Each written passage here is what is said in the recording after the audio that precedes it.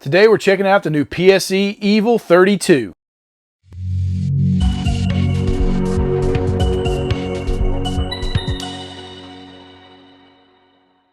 Welcome back to Mike's Archery's YouTube, and we are taking a look today at the new 2021 lineup from PSE, the new EVO EVL or EVL in the 32-inch model. PSE didn't do a whole lot as far as redesigning cams or anything of that nature, but they did make some solid improvements for this year. Now let's take a look at the specs first of all. The speed rating on the new EVO 32 is 341 to 345, so right there in that mid to low 340 range is what they're putting on it. This being the 32 model, obviously axle to axle on it is 32 inches. Factory spec weight on this is 4.5 pounds according to PSE. Now we pulled it out of the box and threw it on the scale over here, and we got 4.8 pounds. Now as we started stripping this bow down, there really wasn't as much to take off this bow to get the weight down because they no longer include limb dampeners for this year. So we did pull some of the rubber dampeners out of the riser, as well as we pulled the rubber grip off. So that's a pretty thick, heavy rubber grip. And we were able to get this bow down to 4.6 pounds, which is probably pretty close at that factory spec weight of 4.5. So not too terribly far off, but coming in a little heavier out of the box than factory spec weight. Now they kept the Evolve cam system that they have had for the last several years, and it's a great cam system. There's no reason really to change it. And the adjustments on that cam go from 25 inches all the way out to 30.5 on this 32-inch axle-to-axle model. Now it comes with the standard mod on it, allowing you to adjust your let-off from 80 to 90% let-off. But you also have a low let-off module or a performance module that they've had for the last couple of years that you can put on that bow and drop it down to a 65 to 75% let-off and get a little more speed out of this bow. Now the draw weight options on this cam are going to allow you to order this bow in 10-pound increments from 50 out to 80 pounds with a 65-pound option in there as well. Now PSE has always had about a 10-turn option on their limbs, so you can back these limb bolts out quite a bit, getting a huge weight range. It's not something we necessarily recommend because as the further you get out, the performance is going to definitely lessen as you do that. So I would recommend you probably order a bow closest to where you want to be for max weight, but the option is there to have quite a wide range if you need lighter poundage on this bow. Now they did change some things on the limbs and the limb pockets, and they went to the widest stance that PSE has ever had on their bows, and that's at about 3 inches. It's just maybe a 16th or a 32nd under 3 inches, but it's right at a 3-inch stance on that limb and limb pocket, which gave it a more stable platform for that cam to rotate through the entire draw curve and have less movement and more stability through the shot. Now the other thing they did change was on the cable system, and they went to their new precision bus tuning system, which they've put on a few other models this year, and that's going to allow you to yoke tune this bow if you need to, top or bottom. It also gave you the extra hole that we've seen on a few of their other models. It's going to allow you to mount a limb-driven rest directly into that cable hole without having to tie it directly to your limb. Now one of the other things that we noticed that they did for this year is they went to an integrated rest system. Now a couple other manufacturers have done that, and PSE is no different headed into this year with the EVL.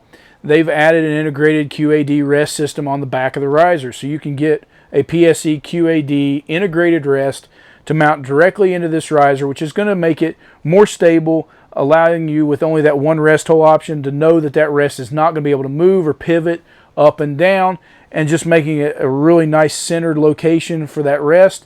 No movement. Center shot's going to be really simple, and it's also going to displace that weight a little bit more towards the center of the bow with that rest being centered on the riser. Now as they have done in the last couple years, they have multiple stabilizer holes. They've got your standard upper stabilizer hole and the lower stabilizer hole if you want to move that weight down towards the limb pocket. We're seeing that from several other manufacturers, and this is going to allow you to get that weight down towards the bottom of the riser, take a little more kick and vibration out of it, and also weight it differently. They still have also the threads on the back of the riser. If you want to put a few extra stabilizer weights here and there, you can certainly do that in the milling holes in the back of the riser. Now if you like that fuller feeling grip, you can certainly leave that rubber grip on there, and it's going to give you a nice warm feel, give a little fuller feel in your hand. Not too bad on the torque issue with that either, but if you want that slimmer metal grip that's going to allow you to get less torque out of it, then you can certainly, with a couple Allen screws, slide that rubber grip off, get that more target feeling grip with that very slim line in your hand. They've also continued with the multiple sight mounting bracket holes. So if you want to mount multiple sight positions, be able to move your sight up and down to get it where it needs to be, you've got that option to move your sight up and down with 3 different position holes drilled already in the riser. The last few years they've had an integrated sling option that would snap directly into the riser. They have now moved that location to the barrels where your limb bolts go through. So if you want that integrated sling system that PSE's had, you can now just snap it directly into the barrel rather than a milled hole in the riser. Makes it a little more convenient and one less milling process there on that riser for PSE. The bow does come in 7 colors, and they're making 2 solid colors, just black and tan for this year, and then 5 other camo options with your Kuiu Verde, Mossy Oak Breakup, and several others there. If you want to customize this bow out with a look and a feel that you're wanting, then there's plenty of color options there from PSE for you to do that to match up to whatever platform you're wanting to go with as far as camo patterns. Now the price on this bow is coming in the same as last year at $1,099 MAP. So you're going to see this bow right at $1,100, which is putting it right there with all the other flagship models from most manufacturers. We're going to step outside and shoot this bow over the chronograph, and as always, we're going to be doing that with our 400 grain arrow at 29-inch draw with 70 pounds on 90% let off, and then we're actually going to swap those mods out so you can kind of see the speed gain out of the performance mods at 65% let off as well. We've stepped outside with the new PSE EVO for 2021, and we're going to take a few shots over the chronograph, give you some specs of where this thing's shooting as far as speed and sound.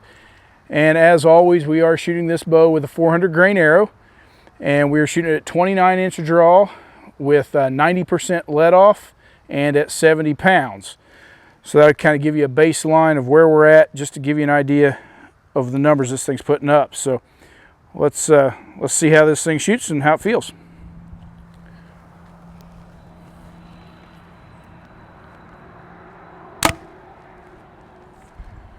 All right, so as far as speeds, we've been rolling right there at 291.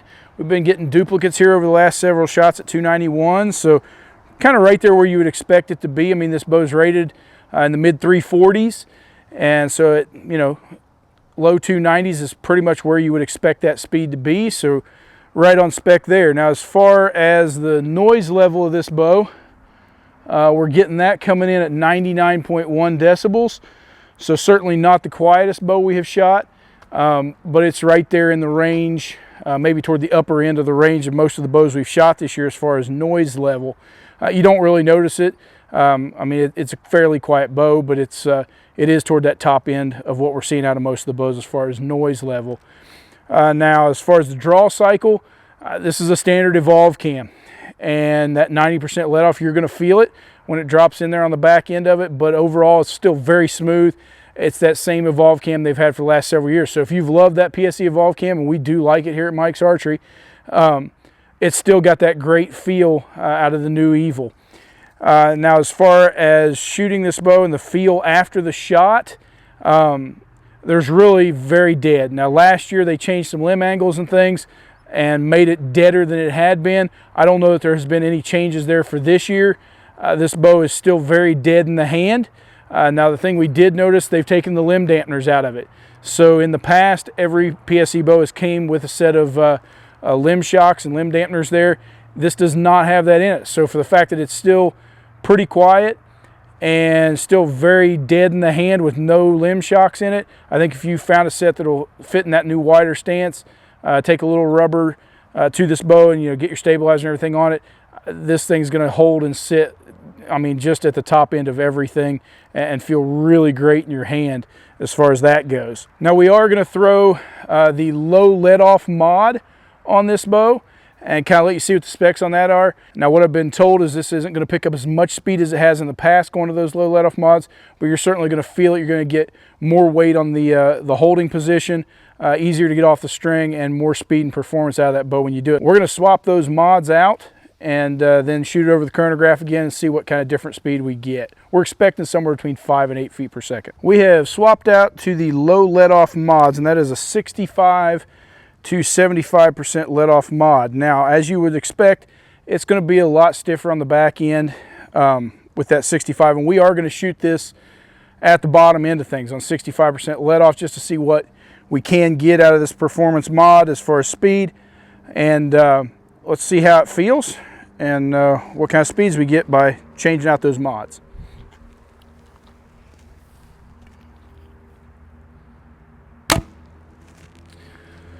So we've been hovering right around that 300 foot per second mark and getting duplicates right there at 299, 300, which is about what we expected. After talking to some of the PSE engineers and things this year, you're not getting as much performance out of these low let-off mods as you did in years past because they got the extra performance out of the standard mod.